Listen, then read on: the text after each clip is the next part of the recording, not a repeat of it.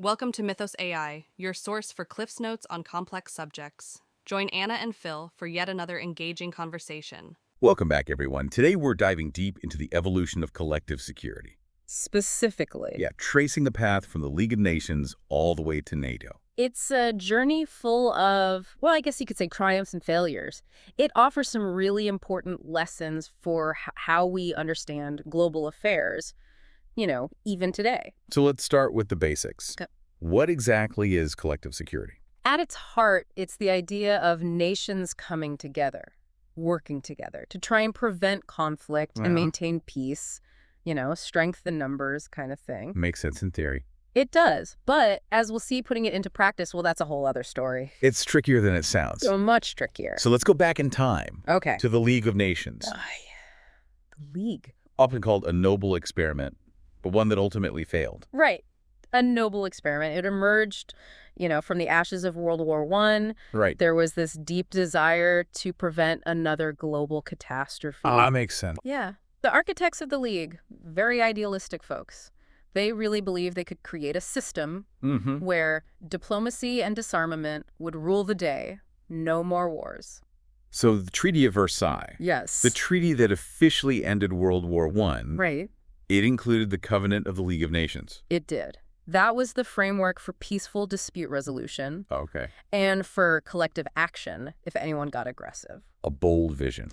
Extremely ambitious. But the League had some serious flaws in its structure. Yeah. Flaws that proved fatal. And ultimately, ultimately led to its failure to prevent World War II. Exactly. So let's break down some of those weaknesses. What was the biggest problem? I'd say the most glaring issue was the lack of any real power to enforce its decisions. They couldn't actually do anything. They had to rely on moral persuasion, Okay. appeals to international law, hoping world opinion would be enough to pressure countries into behaving. But that didn't really work, did it? Not so much. They didn't have a standing army. So they depended on member nations to voluntarily contribute troops if they needed to intervene somewhere. So it was all kind of a hope and a prayer. Basically. Yeah.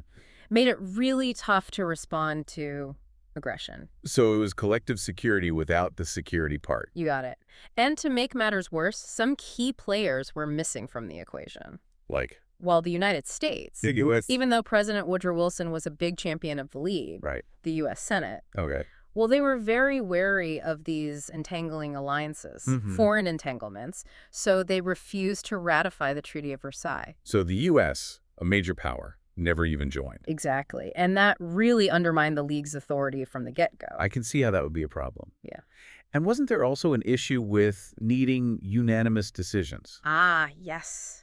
That was another big hurdle. For any action to be taken, every single member had to agree. Every single one. It made it almost impossible to respond quickly and effectively to a crisis. So while the League was trying to get everyone on board, the aggressor nations had plenty of time to do their thing. Exactly. They knew the League was unlikely to put up a united front anytime soon. So they could act with impunity. Pretty much. And the League's failures in the 1930s really highlight these weaknesses. What were some of the major conflicts they couldn't handle? Well, there was the Japanese invasion of Manchuria in 1931. Right. The League condemned it. Of course. But Japan just left the organization. They just quit. Yep. And continued their aggression with very few consequences. And then there was Italy's invasion of Abyssinia. Ah, yes. Present-day Ethiopia in 1935. Right. What happened there? Well, the League tried to impose economic sanctions, but they were very limited and easy to get around without the political will or the means to actually enforce those sanctions or, to back them up with military action. It was all bark and no bite. Basically. So Italy conquered Abyssinia, and the League's credibility took another hit. It emboldened other aggressors, too, I imagine. Oh, absolutely. It sent a very dangerous signal. Aggression could go unchecked. Because the international community wasn't willing or able to stop it. So ultimately, the League failed to prevent World War II. A tragic testament to its flaws. It was a noble idea. The goals were good, but it was just too idealistic. It lacked the teeth to actually make collective security work. Exactly. Especially in a world where power politics was still the name of the game. A hard lesson to learn. Good intentions alone aren't enough to ensure peace. No, they're not. The League's shortcomings showed the world that we needed a more pragmatic approach, Okay. a more robust and enforceable system of collective security. And that leads us to The creation of the United Nations and NATO after World War II. The world had seen the devastating results of inaction and appeasement, and they were determined to build something that could actually prevent such horrors from happening again. And that's a story for part 2. So failures of the League of Nations really paved the way for a new era in international relations. It did. I mean, the world had just gone through another horrific global conflict, and everyone was desperate to create institutions that could actually protect peace and security this time around. They had to try something different. Absolutely. So out of the ashes of World War II, Yes. we saw the emergence of 2 key organizations. Organizations that would reshape the international order. That's right. The United Nations Right. and the North Atlantic Treaty Organization, or NATO as it's better known. And they both play distinct but interconnected roles. Right, exactly. Okay, so let's start with the UN, All right. often considered the successor to the League of Nations. In many ways it is. What was its main purpose? Well, the United Nations was founded in 1945 with a much broader mandate than the League ever had. Its charter outlines 4 main goals. Okay, what are they? First, to maintain international peace and security. Second, to develop friendly relations among nations. Third, to achieve international cooperation in solving global problems. And the fourth. And finally, to act as a center for harmonizing the actions of nations. So bringing everyone together to work towards common goals. Precisely. It's clear from the start they wanted to fix the problems that doomed the League. Oh, absolutely. They learned from those mistakes. Right. One big difference was the inclusion of all the major world powers. From the beginning. Right from the start, and particularly in the Security Council. That's the organ responsible for maintaining international peace and security. So everyone has a seat at the table this time. Exactly. The 5 permanent members of the Security Council, Which are? the United States, the Soviet Union, the United Kingdom, France, and China, Okay. they each have veto power. Veto power meaning? Meaning they can block any decision they don't like. Ah, I see. It was a way to ensure the most powerful nations would support the UN's actions. I can see how that could be both a good and a bad thing. It definitely has 2 sides. On one hand, it prevents one country from acting alone and potentially causing chaos. Right. But it can also lead to gridlock. If the permanent members can't agree. Exactly. Especially when their interests clash. So even with these big players involved, decision-making could still be a challenge. It could. But it was still a step forward from the League's requirement for complete unanimity. True. The UN Charter allows for action even if a permanent member disagrees, as long as 9 out of the 15 total members of the Security Council vote in favor. So they built in some flexibility. They did. Another crucial difference Okay. was that the UN Charter explicitly allows for the use of military force to enforce its decisions. That's a big change from the League. It is. Chapter 7 of the Charter provides the legal basis for the Security Council to authorize military action. So they could actually do something if there was a threat to peace. Exactly. It reflects a more pragmatic and, frankly, a more enforceable approach to collective security. Now, of course, the UN doesn't have its own standing army. So where do the troops come from? It authorizes member states to take collective action, which can include the use of military force to maintain or restore international peace. So it's like a coalition of the willing. You could say that. So while the UN was being created as this global forum to tackle all sorts of issues, Yes. another organization was forming. With a more specific focus. Oh, focus on what? On collective defense. This was NATO. NATO. Okay, so let's talk about that. All right. NATO, the North Atlantic Treaty Organization, was founded in 1949, right in the midst of those escalating Cold War tensions. It was a different world back then. It really was. Initially, it was a group of 12 nations: the United States, Canada, the United Kingdom, France, Italy, Belgium, the Netherlands, Luxembourg, Norway, Denmark, Iceland, and Portugal. Quite a lineup. It was a strong alliance from the start, and its primary goal was to counter what they saw as a very real threat: Which was? Soviet expansionism in Europe. So the Cold War was already heating up. It was. And NATO was meant to be a bulwark against the spread of communism. Okay, so how did it work? Well, at the core of NATO was Article 5 of the North Atlantic Treaty. Okay. This article stated that an attack on one member would be considered an attack on all of them. So it was all for one and one for all. Exactly. Mutual defense backed by solid military commitments. A big difference from the League's more voluntary approach. A huge difference. And this commitment was meant to deter any aggression. By making it clear that attacking one member would bring the wrath of the entire alliance. Precisely. The idea was that the potential costs of attacking a NATO member would be so high that no one would dare try it. A credible deterrent. Exactly. And to make this even more concrete, NATO also set up unified military command structures. So they could coordinate their actions. Right. Enabling them to plan and respond together in case of an attack. This was crucial for establishing a strong defense against the Soviet Union and its allies in the Warsaw Pact. The Warsaw Pact being? The military alliance formed by the Soviet Union and its satellite states in 1955. It was their answer to West Germany joining NATO. So it was basically two armed camps facing each other. Essentially, yes. And this rivalry defined the Cold War era, which lasted from the late 1940s all the way to the early 1990s. A long period of tension and mistrust. It was. And during those years, NATO's primary mission was to contain the Soviet Union and prevent it from expanding its influence. Their strategy relied on two main pillars. Which were?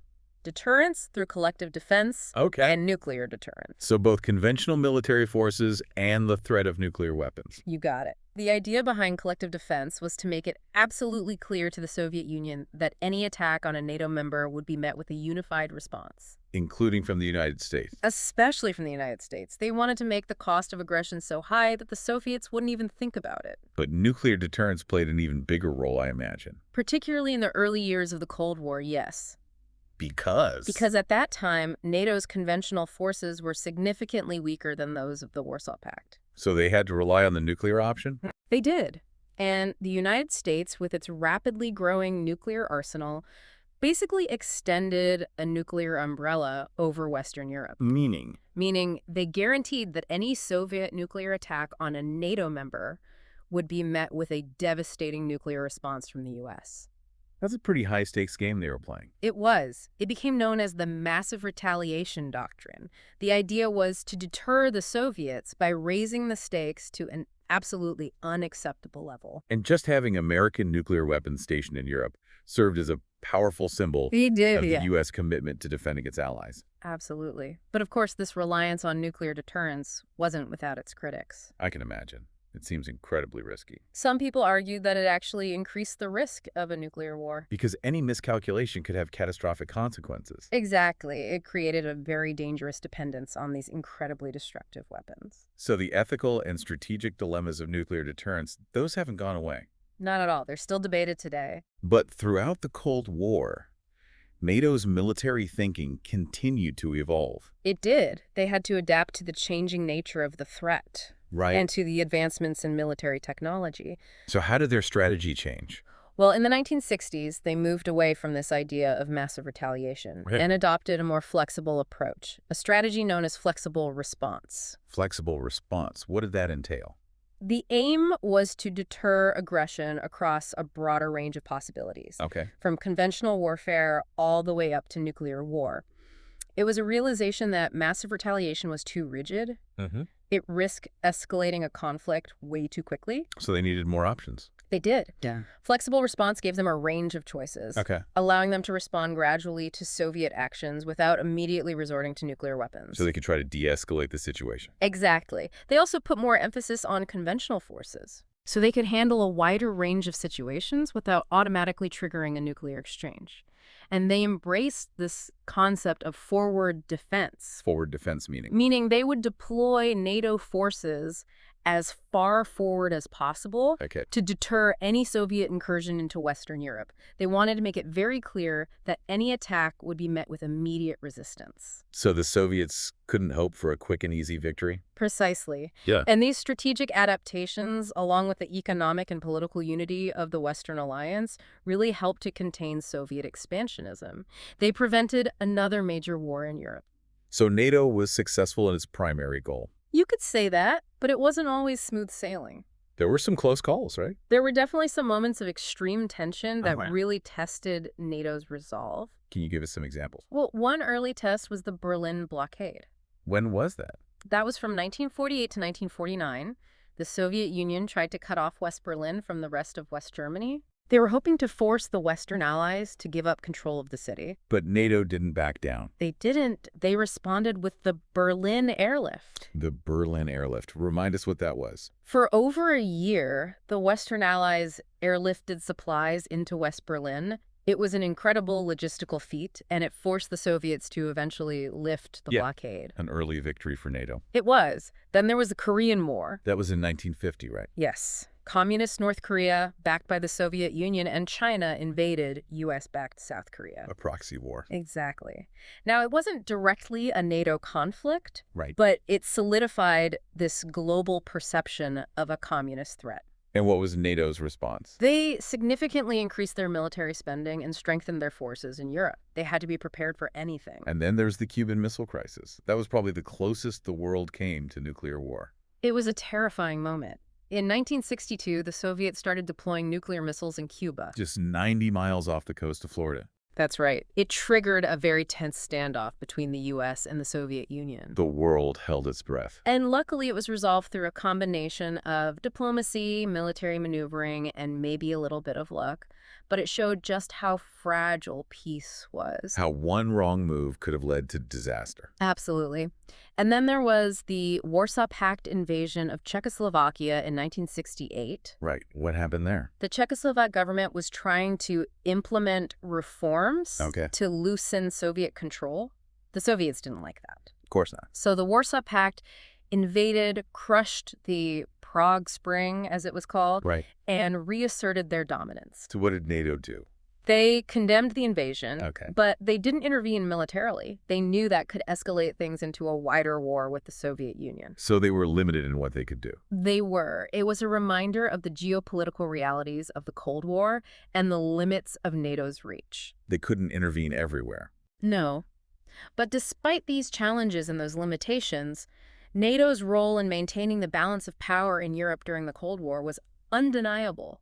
Their collective defense posture, their nuclear deterrent, their flexible response strategy. All of that contributed to preventing a major war. It did. But then in 1991, the Soviet Union collapsed. The Cold War ended. And that created a whole new set of questions for NATO. A real existential crisis. I mean, they had achieved their main objective, so what was their purpose now?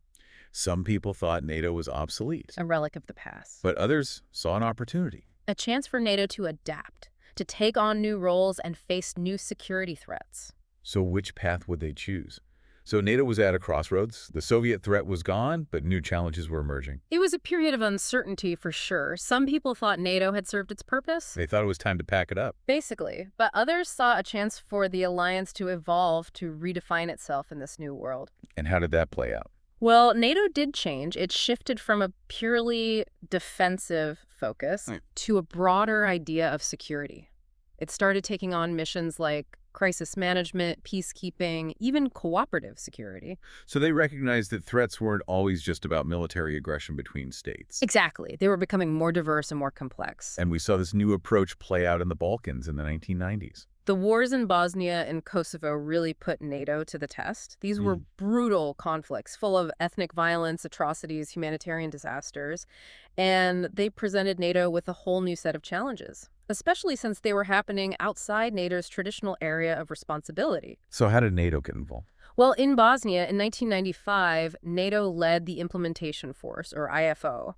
They were tasked with enforcing the Dayton Peace Agreement, which finally ended the war. Okay. Then came the Stabilization Force, SFOR, which worked to maintain peace and security in the region. And in 1999, NATO launched airstrikes against Yugoslavia. That was a controversial decision. It was. But it was aimed at stopping the ethnic cleansing of Kosovar Albanians by Serbian forces. These interventions showed that NATO was willing to use military power beyond its traditional borders to prevent humanitarian catastrophes and stop wider instability. But not everyone agreed with these actions. No, the debate over whether NATO overstepped its mandate is still going on. Some people argue they were meddling in affairs that weren't their business. Exactly, while others say NATO had a moral obligation to intervene to protect innocent lives. So it was a complex situation with no easy answers. It was, and it highlights the challenges of using military force for humanitarian purposes. But alongside these new types of missions, NATO was also expanding. That's right. It started admitting former members of the Warsaw Pact. So former communist countries. Exactly. Poland, Hungary, and the Czech Republic joined in 1999. Okay. And then 7 more Eastern European nations joined in 2004. Bulgaria, Estonia, Latvia, Lithuania, Romania, Slovakia, and Slovenia. A big change for the alliance. It was. This eastward expansion was seen as a way to create a larger zone of stability and democracy in Europe. To bring those former Soviet bloc countries into the fold. Exactly. Give them security guarantees and integrate them into the Western security system. But not everyone was happy about this. No. Russia saw it as a threat. They felt betrayed by the West. They saw NATO moving closer and closer to their borders, and they didn't like it one bit. So this became a major source of tension between Russia and the West. It did, and those tensions would continue to grow in the years to come. And then, of course, everything changed on September 11th, 2001. 9/11. The terrorist attacks on the United States, it was a defining moment for NATO. For the first time ever, Article 5 was invoked. An attack on one member was considered an attack on all. Exactly. NATO responded with solidarity and with action. They launched Operation Eagle Assist to help with air surveillance over the U.S., and they took on a more active role in the so-called War on Terror. And that led to NATO's involvement in Afghanistan. It did. In 2003, NATO took command of the International Security Assistance Force. ISAF. They were in Afghanistan for over a decade, trying to stabilize the country and prevent it from becoming a safe haven for terrorists. A very different kind of mission for NATO. It was their most ambitious operation by far, Right. with troops from over 50 countries involved, and it highlighted how NATO was adapting to new threats and operating far from its traditional territory. But Afghanistan also revealed some of NATO's limitations. It did. The conflict proved much more difficult and costly than anyone anticipated. And it caused divisions within NATO. Right. Member countries struggled to agree on strategic objectives and on how to share the burden of the mission. The withdrawal from Afghanistan in 2021. And the rapid collapse of the Afghan government afterwards raised serious questions about NATO's ability to build nations and create stability in complex environments. It was a sobering experience for the alliance. So what did they learn from Afghanistan? Well, it forced them to rethink their role in the world and their capacity to conduct these out-of-area operations. It showed them how hard it was to maintain unity and consensus among so many different members with different interests. So NATO was grappling with the legacy of Afghanistan. Yes. But at the same time, they were facing another challenge. Russia was reasserting itself on the world stage. It was a worrying trend. The 2008 war between Russia and Georgia, where Russia intervened to support separatist regions, was a wake-up call for NATO. It showed that Russia was willing to use force to pursue its interests and challenge the post-Cold War order. And then in 2014, Russia annexed Crimea from Ukraine. And began supporting separatists in eastern Ukraine. These actions really escalated tensions with the West. They did, and they forced NATO to shift its focus back to collective defense, especially for those Eastern European members who felt most vulnerable to Russian aggression. So how did they respond? NATO started taking steps to strengthen its defenses. Okay. They increased their military presence in the Baltic states and Poland. They conducted more frequent military exercises, and they modernized their command structures. The goal was to reassure allies that NATO was committed to their security and to deter any further moves by Russia. But then came February 2022. Russia launched a full-scale invasion of Ukraine, a major turning point in European security. A dark day for Europe, and it shattered any hopes for a lasting peace.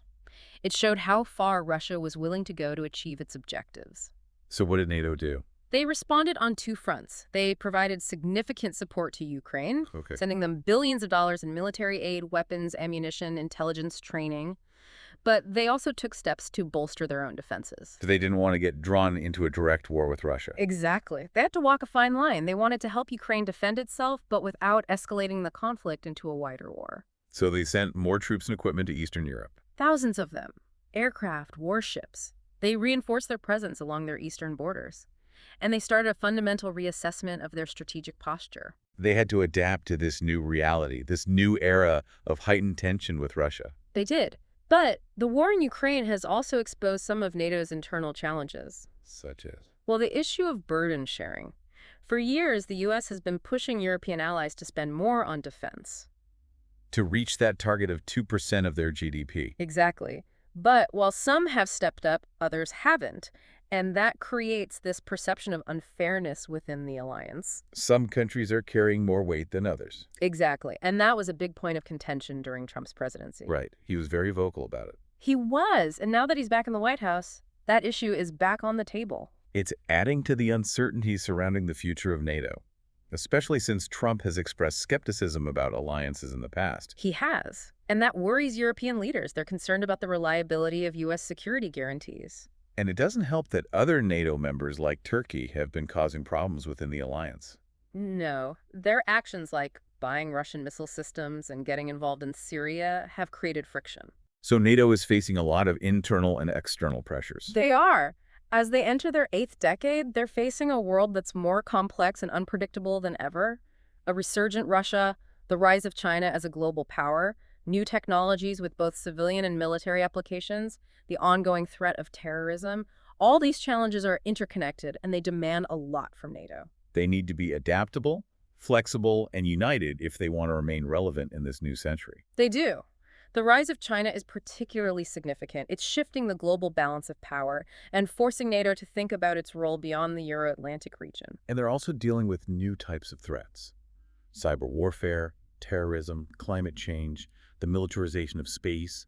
It's a lot to handle. It is. They have to be able to address all these different threats. Yeah. And they need to cooperate with partners outside of their traditional sphere. They've made some progress, but there's still a lot of work to do.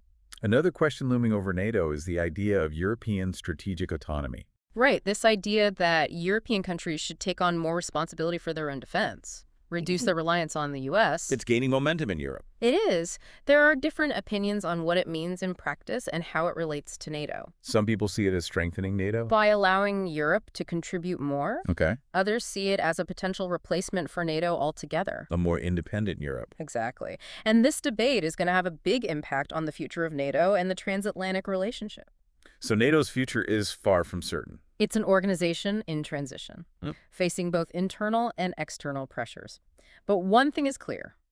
The idea of collective security, of nations coming together to face common threats. That idea is more important than ever. It is. From the League of Nations to NATO, we've seen how collective action can help prevent war and build a more peaceful world. But as the world changes, those alliances have to adapt. They have to find new ways to cooperate and address the challenges of a new era. And we've seen successes and failures along the way. We have. The journey from the ashes of World War II to today has been marked by both triumphs and setbacks. It's a complex story. It is, but it's a story that continues to unfold.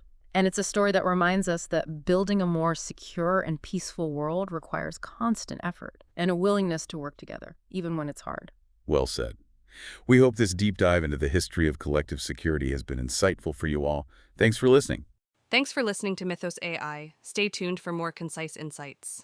And remember to hit the like button and subscribe for future episodes.